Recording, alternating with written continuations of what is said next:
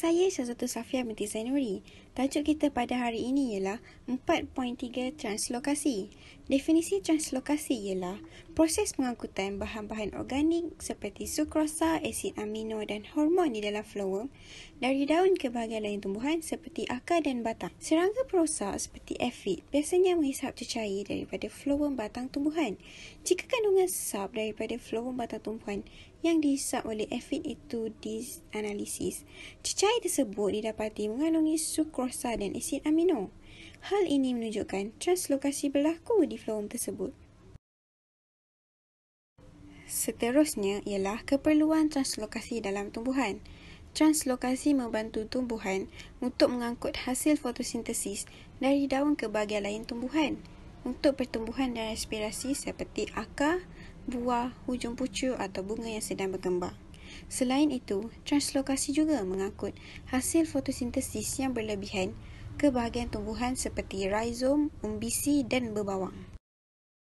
Seterusnya, saya iaitu Seri akan meneruskan pembentangan dengan menerangkan tentang laluan translokasi dalam tumbuhan.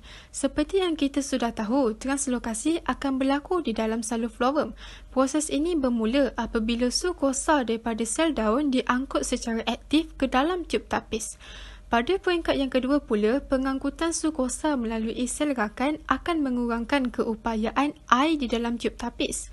Oleh itu, air dari xylem akan meresap masuk ke dalam tube tapis secara osmosis. Apa yang dimaksudkan dengan pernyataan ini ialah apabila sukrosa diangkut ke dalam tube tapis melalui sel rakan, kepekatan sukrosa di dalam tube tapis adalah tinggi manakala keupayaan air di dalam tube tapis adalah rendah. Perkara ini sekaligus menimbulkan keadaan hipertonik di dalam tube tapis dan mendorong air dari xylem bergerak masuk ke dalam tube tapis secara osmosis. Seterusnya, pada peringkat yang ketiga pula, peresapan air akan meningkatkan tekanan hidrostatik, iaitu tekanan air yang disebabkan oleh tarikan graviti di dalam tube tapis. Pada peringkat yang keempat, tekanan hidrostatik yang tinggi telah menyebabkan kandungan floem ditolak sepanjang tube tapis sehingga ke organ tumbuhan yang lain. Perkara ini bermaksud sukrosa diangkut daripada tube tapis ke tube tapis yang lain sehingga ke organ sasaran secara berterusan disebabkan tolakan tekanan hidrostatik yang tinggi. Kemudian, pada peringkat yang kelima pula, kandungan floem iaitu sukrosa akan diangkut ke dalam bahagian batang, akar, pucuk, buah dan umbisi melalui pengangkutan aktif. Ini bermaksud apabila sukrosa telah sampai berhampiran dengan organ sasaran, sukrosa tersebut akan diangkut ke organ tersebut melalui pengangkutan aktif. Peringkat yang keenam pula menerangkan bahawa keupayaan air yang tinggi di floem akan mengakibatkan resapan air ke dalam xylem secara osmosis. Peringkat ini sebenarnya ingin menerangkan bahawa sukrosa yang telah hilang daripada floem ke organ sasaran telah menyebabkan keupayaan air di dalam floem kembali menjadi tinggi dan menyebabkan air di dalam floem bergerak semula ke dalam xylem secara osmosis. Pada peringkat yang terakhir, iaitu peringkat yang ketujuh, transpirasi menarik air di sepanjang salur xylem melawan arah tarikan graviti.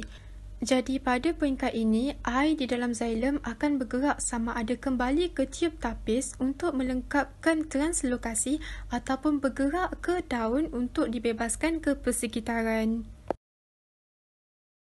Hai, saya Tengku Ita. Saya akan terangkan tajuk 4.4 iaitu fitoremediasi. Kaedah fitoremediasi merupakan salah satu alternatif dalam merawat air sisa dengan menyingkirkan logam berat serta memerangkap nutrien dan mikroorganisma berbahaya. Rawatan fitoremediasi menggunakan tumbuhan akuatik yang dapat menyerap logam berat dan nutrien yang terdapat di dalam air sisa. Definisi fitoremediasi. Fitoremediasi merupakan satu kaedah rawatan yang menggunakan tumbuhan untuk tujuan degradasi, pengekstrakan atau penyingkiran bahan pencemar di dalam tanah dan air. Antara contoh tumbuhan yang digunakan ialah Eichhornia crescens, iaitu keladi bunting. Keladi bunting mempunyai akar yang panjang yang dapat mengumpul logam berat seperti kuprum dan plumbum di dalam air. Rebakan keladi bunting di dalam air boleh menyebabkan oksigen terlarut berkurangan sehingga ikan tidak dapat hidup. Saya Azlina akan menerangkan mengenai penggunaan fitoremediasi dalam kehidupan.